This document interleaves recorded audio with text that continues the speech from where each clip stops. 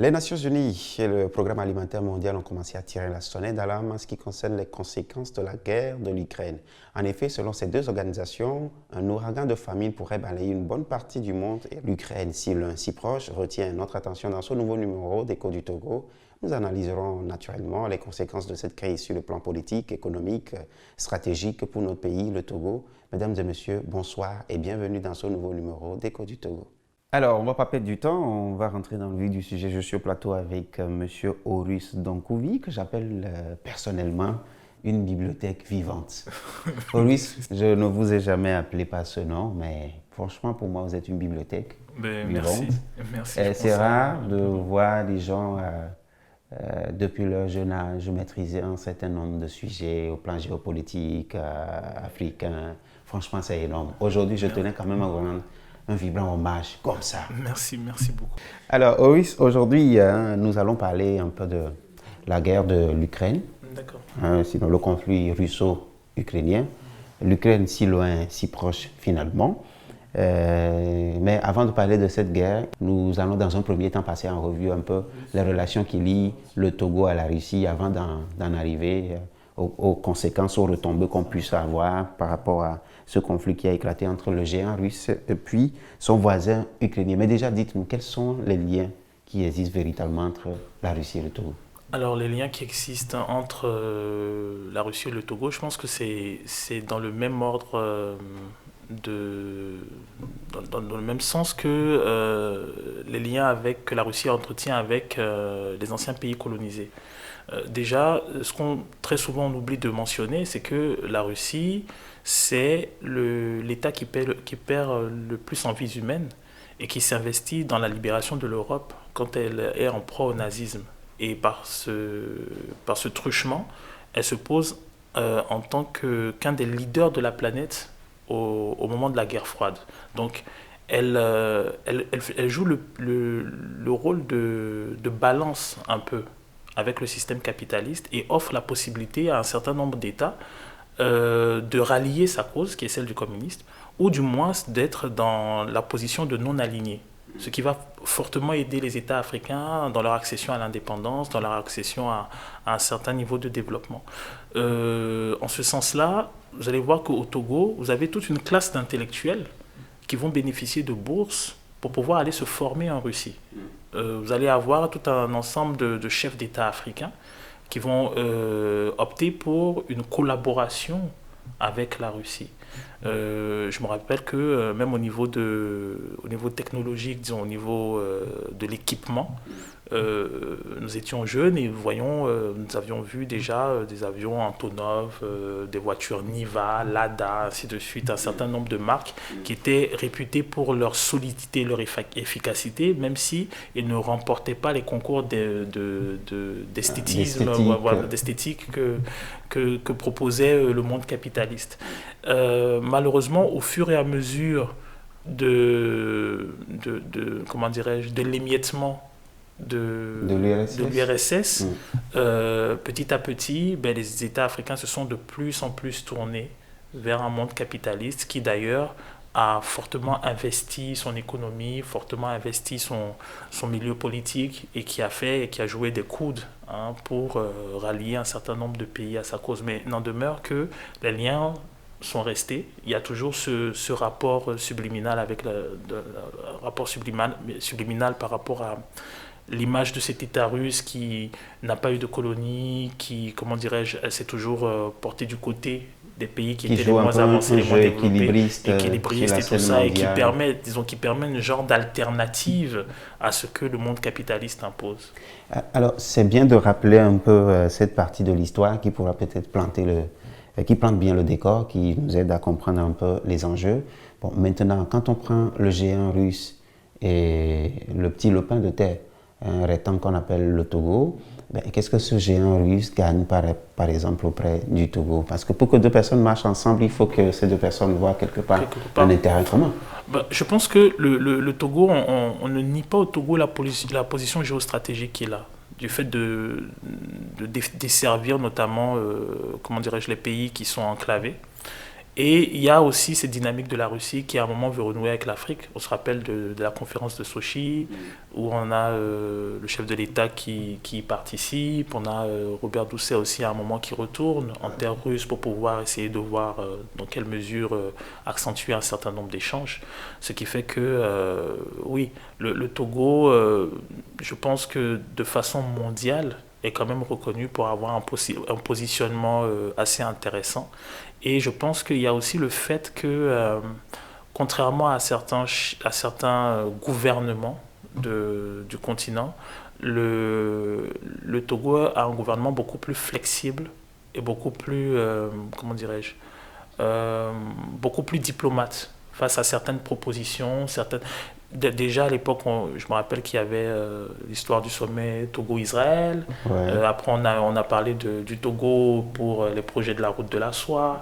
Donc on voit que pour comment dirais-je, les liens avec la Russie, la conférence de Sochi, on voit que le Togo aussi se positionne par rapport à là. Donc on sent que non, on a un gouvernement qui est très flexible par rapport à ce qui peut lui être proposé ou par rapport aux convoitises que son territoire peut susciter et qui essaye, au gré des inclinaisons, de gagner ce qu'il peut en termes de financement, d'investissement et ainsi de suite. Mais on sait que dans ce monde multipolaire aujourd'hui, les Chinois fondamentalement apportent les infrastructures à l'Afrique. Et la Russie, ce qu'elle offre, c'est beaucoup plus l'armement. Bon, est-ce à dire que le Togo, en se rapprochant d'un pays comme la Russie, voudrait, je ne sais pas, une collaboration Alors, sur ce plan également? le Togo, dans la période pré-guerre ukrainienne, russe et tout ça, ainsi de suite, je pense qu'elle se situe un peu dans la même dynamique que les autres pays parce qu'il s'agit d'une Russie qui doit rattraper son retard. On a la Chine qui est un des principaux collaborateurs au niveau de l'Afrique. On a des échanges avec les anciens pays colonialistes comme la France, la Grande-Bretagne et ainsi de suite. Et on a une Russie qui est en perte de vitesse alors que toutes les statistiques montrent que le futur est africain. On sent qu'il y a une Russie qui veut refaire son retard et pour refaire son retard, elle a quand même besoin de pays qui sont plus ou moins correctement situés sur l'échiquier africain. Et le Togo, oui, que les gens le veuillent ou non, il est correctement situé parce que on va estimer que par rapport à un certain nombre d'États, il y a une certaine stabilité. Il y a un gouvernement qui est plus ou moins immuable par rapport aux réalités de la politique togolaise. Et on se dit, mais voilà, peut-être que cet État-là, qui est une porte d'entrée sur les États du Sahel et ainsi de suite, est un État qui peut plus ou moins être viable par rapport à certains investissements. Mais déjà, nous savons que le Togo fait partie du giron français, et donc dans une certaine mesure du giron occidental. Et dans le même temps, ce même Togo entretient également des rapports avec la Russie. Bon, à quoi joue le Togo concrètement? Alors, il faut maintenant évaluer en quantité de rapports. Je pense que le Togo est beaucoup plus proche des intérêts occidentaux que des intérêts russes.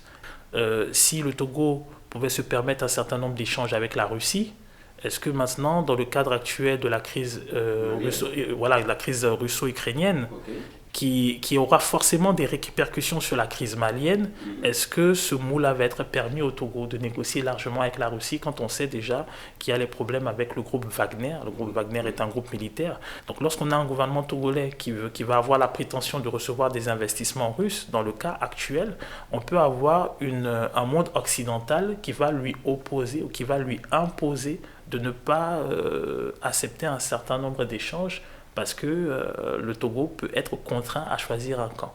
Donc je pense qu'au niveau de l'Afrique et du Togo en particulier, il va se poser ce questionnement-là, qui est celui de la possibilité de choisir et de ne pas se laisser imposer. Et on va voir justement cette démarche-là dans un cadre plus large, celui de l'UA, lorsqu'on a le président Macky Sall qui se refuse à prendre position, Exactement. Un peu comme en écho à la plupart des chefs de l'État, des chefs d'État africains, pour ne pas justement verser dans un genre de manichéisme qui serait préjudiciable. Parce que quel est l'avantage de l'Afrique actuelle?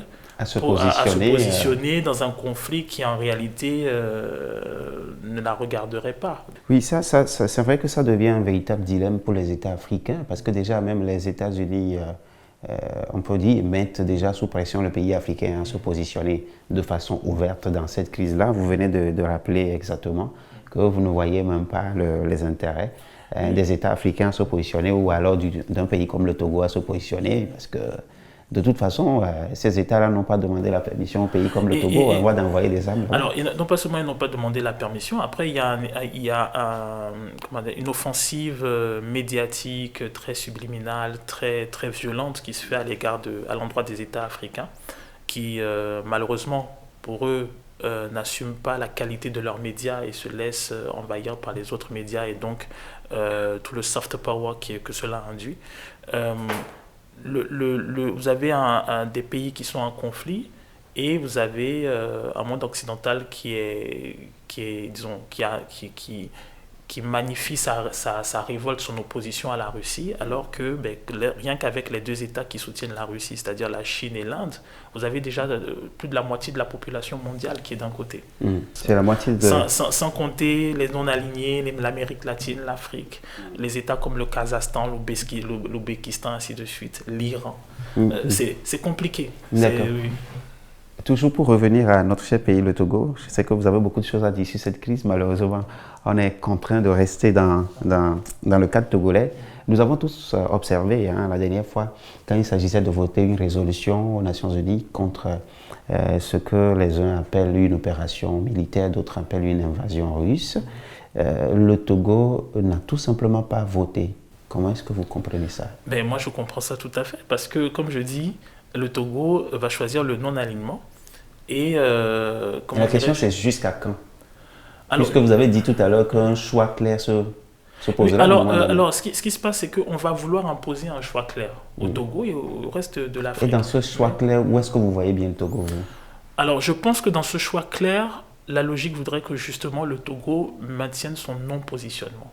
Pour la simple raison qu'il n'a pas à se positionner, il n'a pas à se laisser dicter les liens qu'il estime efficients pour son développement. Le Togo, en réalité, à l'instar de tous les autres Africains, n'a pas à se positionner. Comment dirais-je, le conflit n'est pas un conflit dont il a été invité à participer dès la source. Alors, je ne sais pas pourquoi, à la fin du conflit, on lui demande de se positionner. Il y a quelque chose de gênant et de redondant historiquement, parce que cela me fait penser à la force noire du général Mangin, où on glorifiait l'Africain, sa capacité de se battre, son intelligence au combat, et ainsi de suite. Et on sait ce qui s'en est suivi. Le général Mangin s'est servi des tirailleurs sénégalais à la première guerre, des tirailleurs sénégalais en griffe à la Première Guerre mondiale, pour s'en servir comme bouclier humain.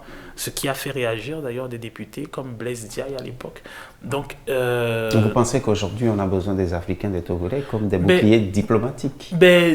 On peut, oui, tout à fait, parce qu'on a un président ukrainien qui est très dans l'invective, et on a vu le scandale sénégalais qui était celui d'avoir de la diplomatie ukrainienne qui essaie de recruter en Afrique des hommes pour aller combattre sur les champs d'opération ukrainiens. Des chars à canon. Voilà, ce qui est profondément aberrant quand on a par exemple le cas de la Libye, où on a des preuves manifestes d'esclavage de Noirs en Libye, et on n'a aucun pays qui intervient. Si je me souviens, je sais que lorsqu'on organise l'UA, vous avez des regards de l'Occident, des investissements des États-Unis, ainsi de suite. Mais je ne me souviens pas que lorsqu'il y a une conférence de l'UE, nos chefs d'État et nos représentations de l'UA, de la CEDEAO, de la CEAC soient invités à observer, à conseiller ou à participer à quelconque négociation que ce soit, à moins qu'on veuille proposer aux États africains de faire ce que les Européens font avec nous. Je ne sais pas si l'idée pour les Occidentaux serait de proposer aux Africains d'accueillir et de jouer le rôle de facilitateur dans les échanges entre l'Ukraine et la Russie, ou plus largement entre l'OTAN et la Russie. Peut-être s'il s'agit de ça, peut-être, mais je pense que ce sont des choses que les Occidentaux n'envisageront jamais. Donc, qu'on laisse les Africains choisir leur diplomatie, leur alliance pour le bien de leur propre développement. D'accord, Horus, nous allons continuer cette discussion. Mais nous allons marquer une petite pause publicitaire et puis on revient.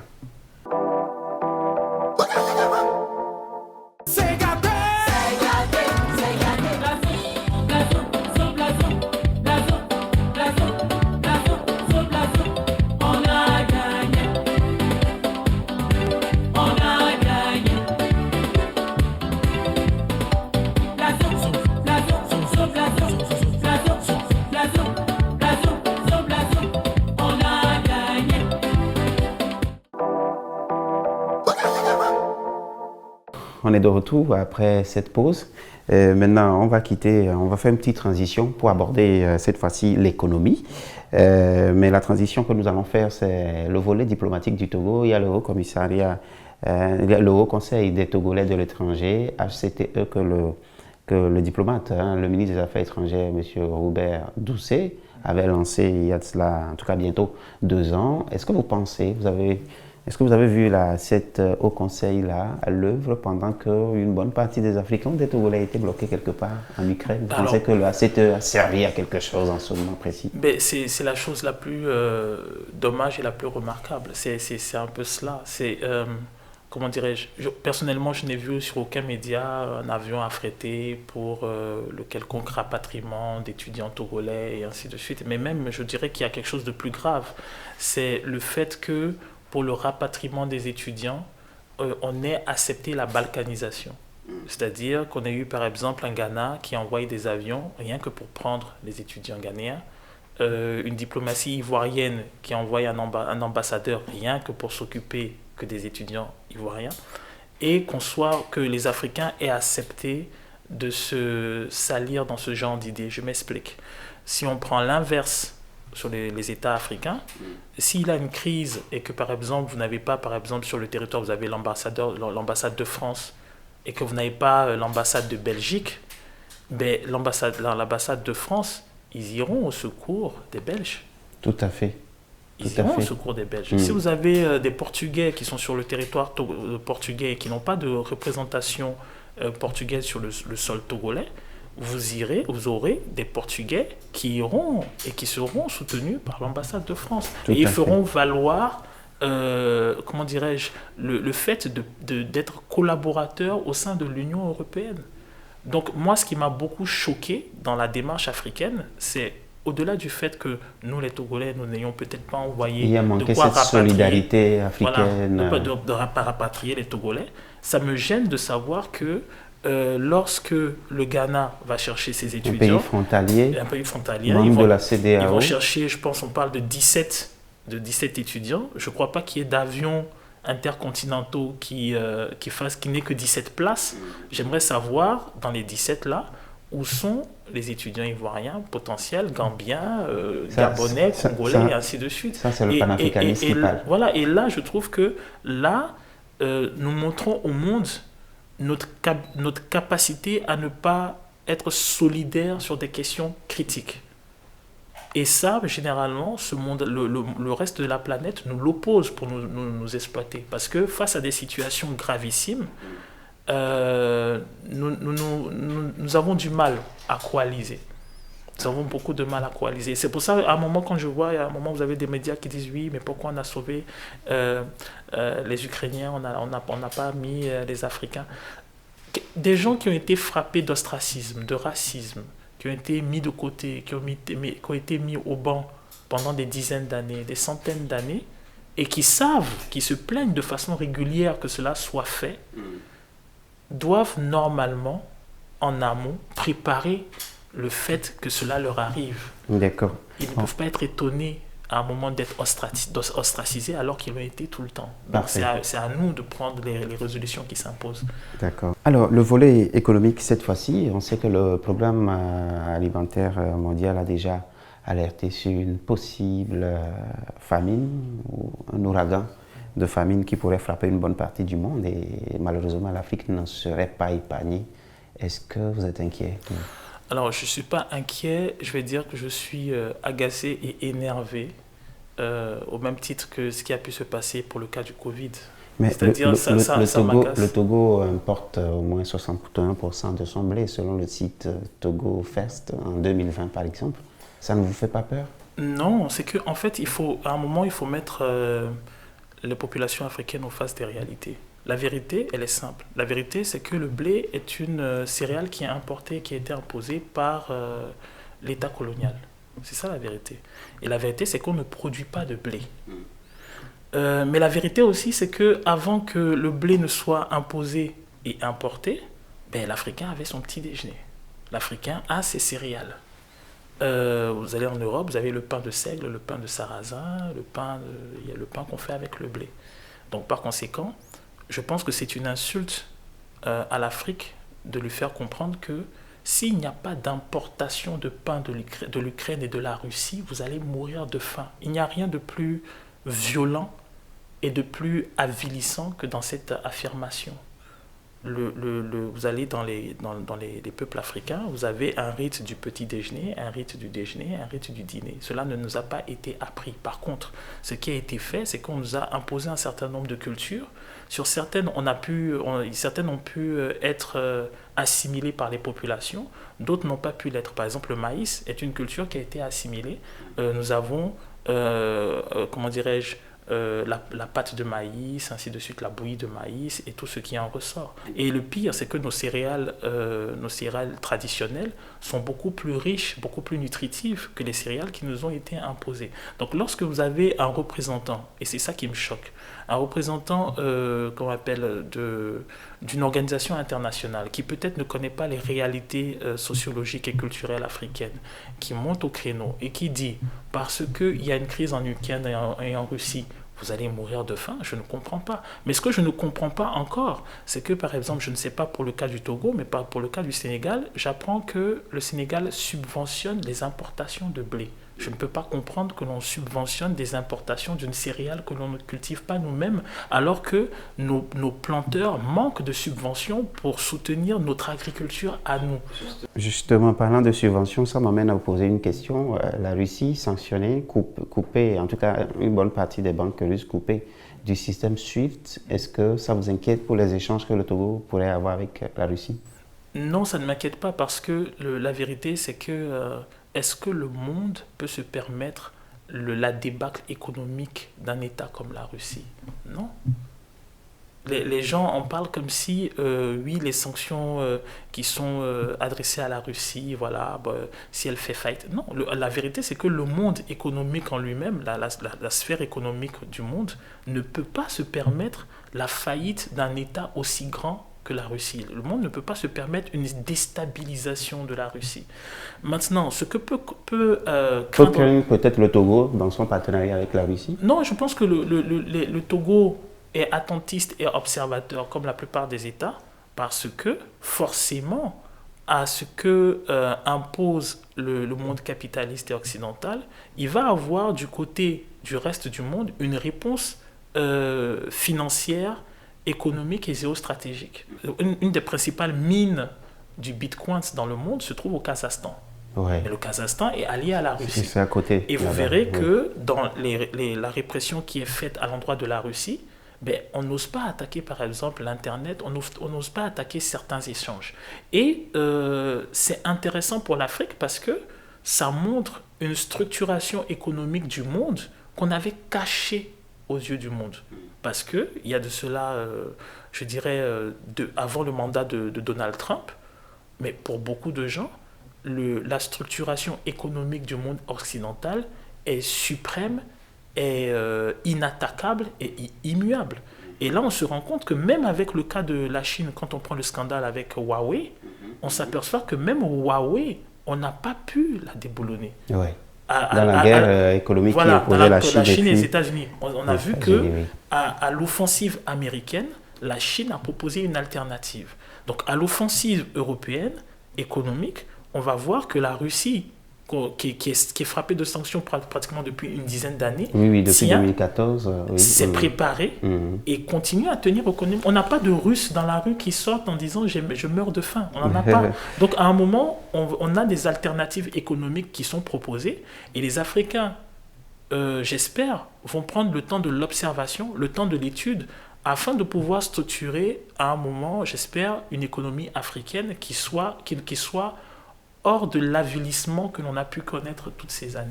Prenons le temps d'observer, structurer une économie africaine. Horus Tankovi, merci. Merci, ce fut un plaisir. Alors, le plaisir d'Horus est un plaisir partagé avec vous également qui nous suivez toujours chaque semaine. Vous connaissez le slogan Vox Africa, c'est la voix d'une Afrique fière. À la prochaine.